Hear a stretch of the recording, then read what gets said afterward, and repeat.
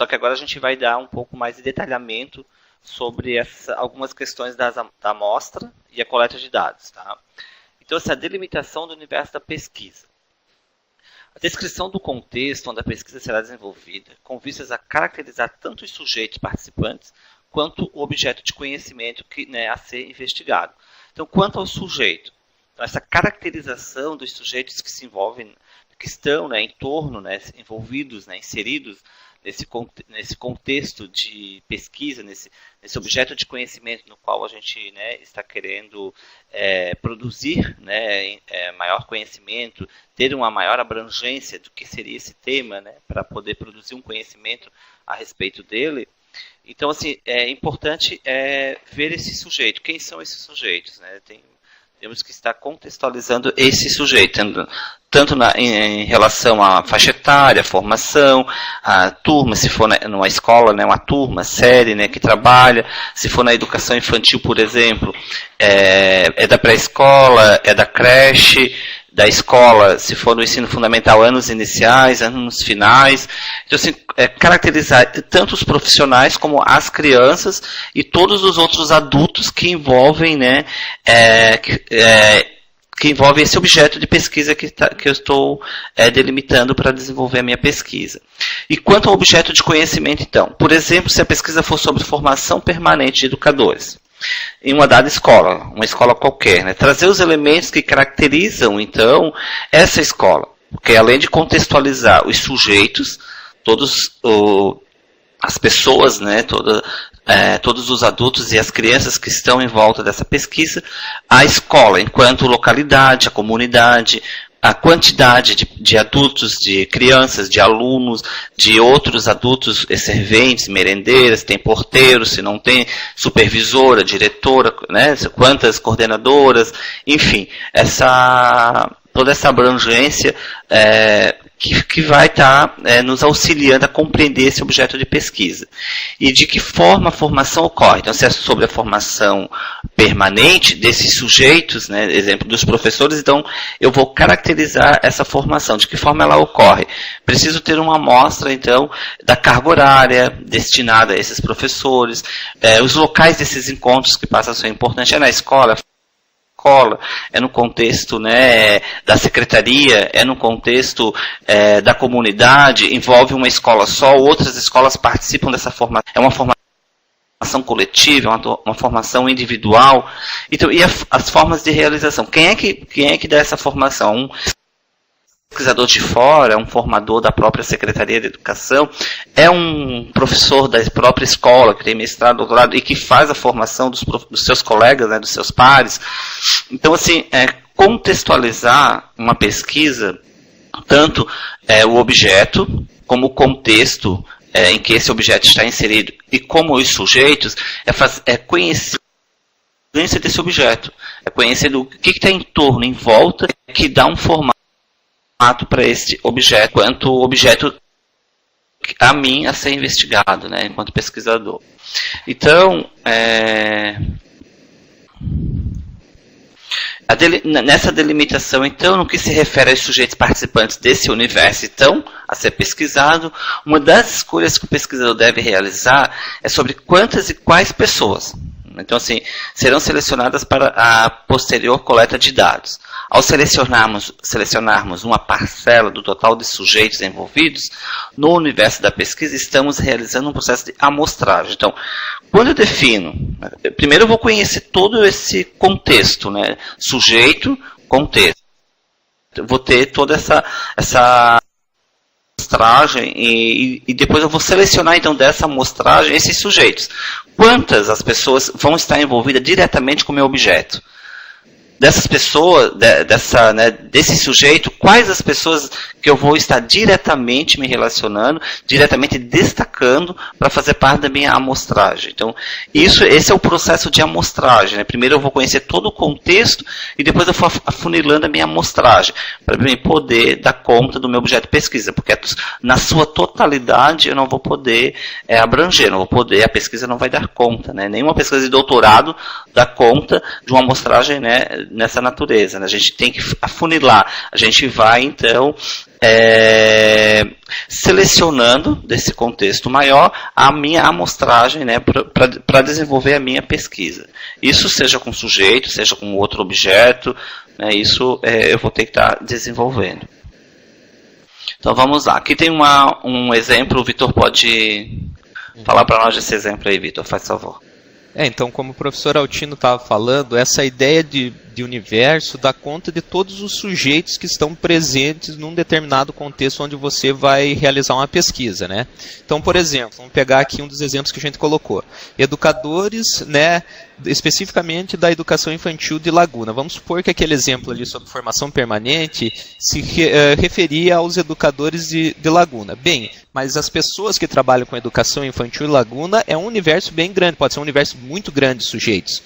E para mim conseguir realizar a minha pesquisa a contento, eu posso fazer esse processo de amostragem, ou seja, selecionar alguns sujeitos que participam dessa população, então alguns educadores, né, de Laguna que trabalham com educação infantil, e eu pego então e faço esse recorte, eu pego alguns sujeitos. Mas isso não é feito de uma maneira sem procedimento, sem método. Então aqui no lado, por exemplo, a gente colocou o que é essa ideia de amostra.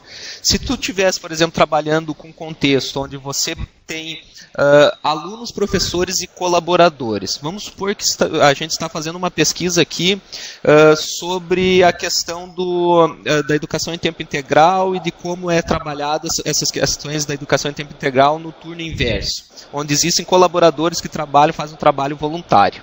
E aí, nesse universo, nessa população, nós temos lá 70% de alunos, 20% de professores e 10% de colaboradores. Vamos supor que a nossa população total seja 100 sujeitos.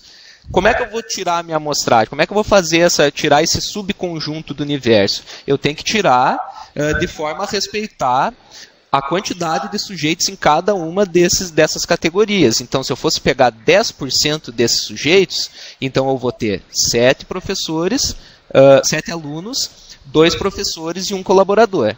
Então, a amostragem é esse processo de você tirar um subconjunto do universo, com vistas, então, aí que você consiga realizar a sua pesquisa sem precisar investigar todos os sujeitos, e essa pesquisa mesmo assim vai ser válida porque você vai poder generalizar os conhecimentos que você vai produzir com base nos dados que você coletar com esse sujeito, você vai poder generalizar isso para o restante da população.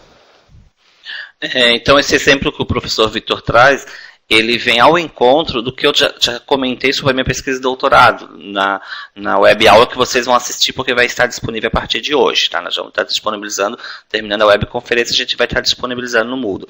Vocês lembram, vocês vão assistir lá, né? Para a gente fazer uma correlação aqui entre a nossa aula. Nós vamos, eu falei lá que a pesquisa de doutorado, a minha pesquisa de doutorado, eu tinha uma amostra eu escolhi uma instituição, e nessa instituição tinham 24 professoras, né? Só que eu queria fazer um trabalho minucioso da prática da docência. E eu queria acompanhar a professora minuciosamente, dia após dia, durante um ano. Então, dessas 24 professoras, primeiro eu fiz um estudo exploratório, porque eu queria uma professora dessa amostragem, né, desse contexto, dessa população de professoras ali, dessa determinada instituição, que tivesse um trabalho bem sucedido.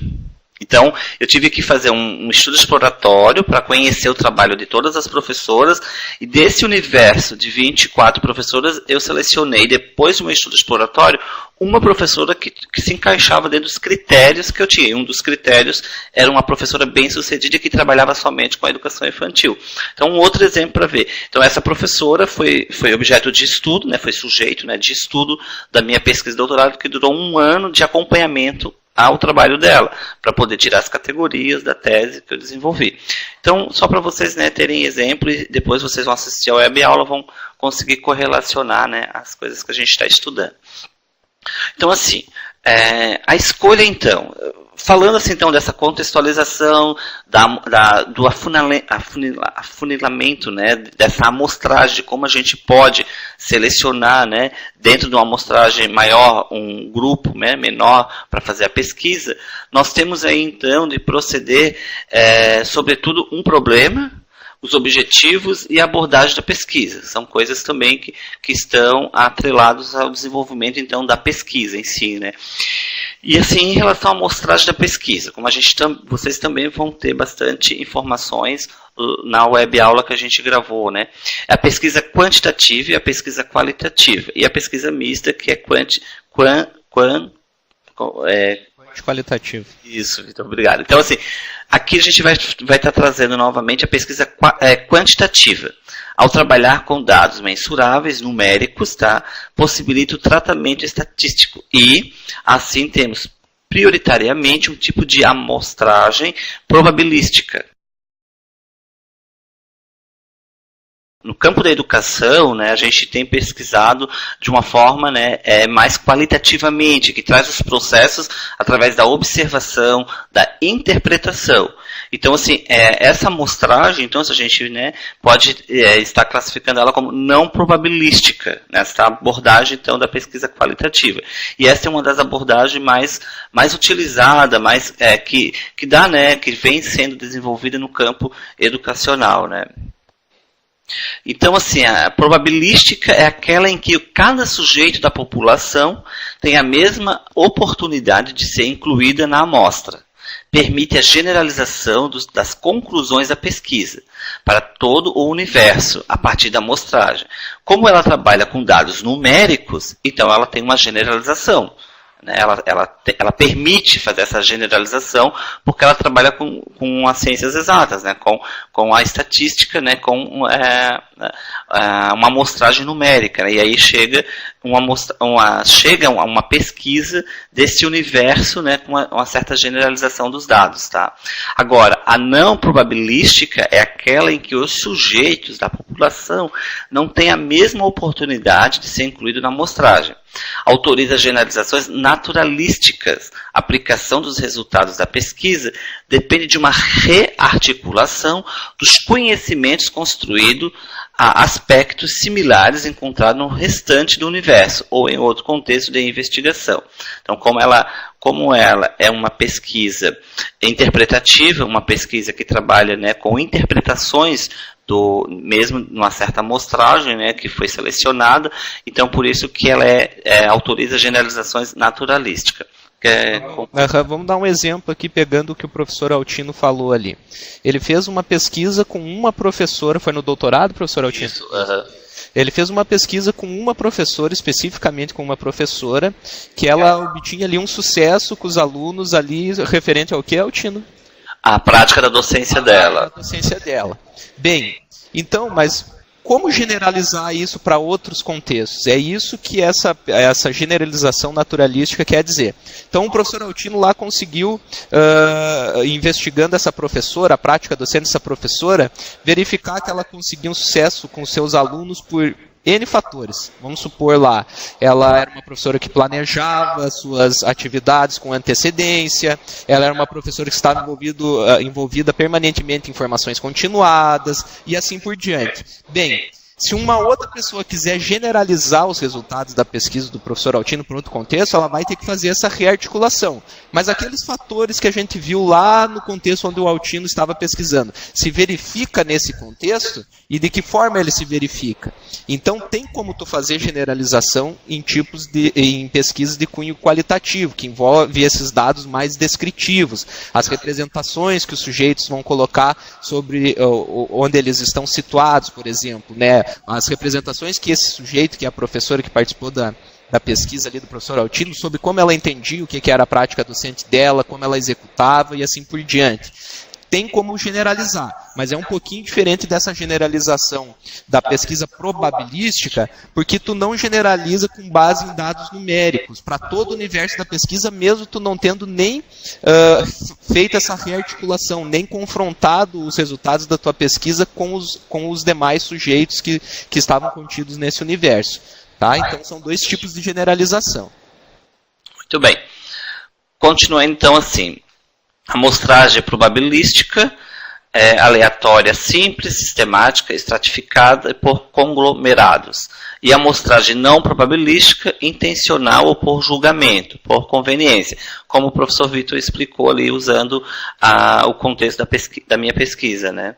Quer falar mais alguma? Sim, então aqui, retomando a questão, isso aqui é uma classificação, né, pessoal? São tipos de amostragem probabilística e de não probabilística. Então nós vamos focar na não probabilística agora. Então a gente vai ver aqui, nós vamos ver aqui a amostragem intencional ou por julgamento. Então, os sujeitos que farão parte da amostragem são escolhidos intencionalmente pelo pesquisador, dentro de determinados critérios, como por exemplo, por pertencer a um determinado grupo, julgado como de interesse para os objetivos da investigação. E vamos dar um exemplo ali. Um caso acerca de um professor do primeiro ano da Escola Municipal São José, que consegue alfabetizar a maioria de seus alunos ao término do ano letivo. A amostragem ser intencionalmente definida. O próprio educador, juntamente com seus 30 educandos, né? Quer explicar isso aqui? Então aqui, por que é intencional aqui?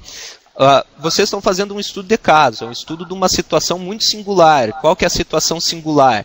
A situação singular é tu ter ali um professor que consegue alfabetizar todos os seus alunos, tem um sucesso na alfabetização dos seus alunos ao término do ano letivo, do primeiro ano ali dessa escola. É um exemplo fictício, tá, pessoal? Hipotético. Então, qual que vai ser a minha amostragem? Bem, se eu tenho um estudo de caso, intencionalmente eu não preciso recorrer a métodos de probabilidade para definir a minha amostragem, porque eu estou trabalhando no conceito de não probabilístico. Então, intencionalmente, com base nos objetivos da minha pesquisa, eu vou pegar aquele educador e os seus 30 educandos, esses são os meus sujeitos. Pronto, e ponto final. É assim que você faz. É intencional porque tem toda uma construção anterior com base nos objetivos da sua pesquisa. Então é um estudo de caso sobre aquele professor. Então você vai pegar os alunos que trabalham lá com ele, que ele está alfabetizando, por exemplo. Então é intencional nesse sentido. Muito bem. Então vamos lá. Amostragem por conveniência. Segundo Minayo, a ideia de amostragem probabilística não é a mais indicada para certas pesquisas sociais, especialmente aquelas de cunho qualitativo. Então, por isso que a gente viu que a não probabilística, ela casa melhor, ela vem, né, ao encontro da pesquisa qualitativa. Aí a Minayo concorda com essa afirmação, então, e a partir da leitura da Minayo, a gente vem fazendo essas afirmações também. Isso, então, por quê? Porque o universo em questão não são os sujeitos em si, mas suas representações, conhecimentos, práticas, comportamentos e atitudes. Então a gente vai trabalhar com as ações e reações desses sujeitos. Não vamos ficar detido numa investigação que vai ficar na quantidade de sujeito, numa análise numérica, né? Mas sim naquilo que esses sujeitos produzem. Como se pegarmos ali o professor, que o Vitor explicou ainda há pouco, ali, os 30 alunos. Como ele conseguiu alfabetizar esses 30 alunos? Então, quais foram os caminhos que ele tomou? Quais foram os procedimentos que ele fez, né, feito para que todos os 30 alunos fossem alfabetizados? Então, a gente vai trabalhar com as representações de ensino desse professor, de método de alfabetização desse professor, os conhecimentos, concepções, né, as práticas desse professor, para poder conhecer esse universo, então, e por isso que é qualitativa essa pesquisa, né? Logo, é impossível demarcar o número total dessas variáveis, como também o tamanho da amostragem representativa no universo onde eles estão inseridos. Sim. Então aqui eu vou passar para o próximo slide para explicar como é que funciona essa questão da amostragem por conveniência, né? Se nós estamos numa pesquisa qualitativa trabalhando com as representações dos sujeitos, nós não estamos tão preocupados em fazer quantificações acerca de quantos sujeitos estão participando, ou quantificações, por exemplo, quantas vezes uma determinada representação, uma determinada fala de um sujeito apareceu durante o processo de pesquisa, porque a gente não está trabalhando com essa ideia de quantidade, nós estamos trabalhando com a ideia de qualidade. O que significam essas representações? O que significa aquela ação que aquele sujeito fez e que eu, por exemplo, depois nós vamos ver, coletei isso por meio de uma observação. É trabalhar com a representação. Não tem como quantificar isso daí, não é o objetivo da pesquisa qualitativa quantificar.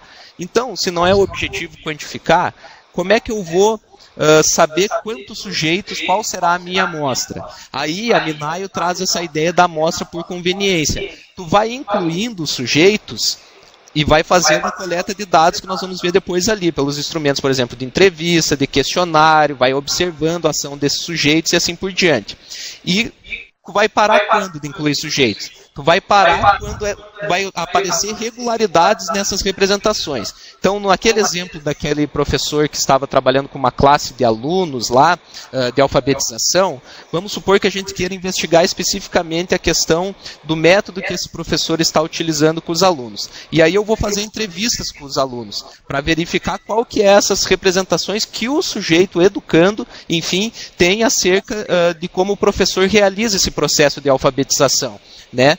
E aí, quando começa a aparecer certas regularidades naquilo que os alunos vão falar sobre esse método, então a gente diz assim, ok, temos aqui um critério de saturação, já está ocorrendo uma certa regularidade no que os alunos estão falando e eu não preciso, então, necessariamente agora continuar incluindo mais sujeitos na minha amostra. Então, por isso que essa amostragem é por conveniência. Nós vamos incluindo progressivamente os sujeitos e quando acontece aí uma regularidade no que os sujeitos vão apresentando sobre uma determinada questão, por exemplo, o método de ensino-aprendizagem desse professor, aí nós paramos e dizemos, ok, então já tem para essa categoria aqui, para isso que eu queria investigar, eu já tenho a amostra de sujeitos suficientes. Então, por isso que a gente chama daí que esses sujeitos, eles são sujeitos participantes da pesquisa. São o grupo de investigação, os sujeitos incluídos na pesquisa, e não tão somente um público-alvo.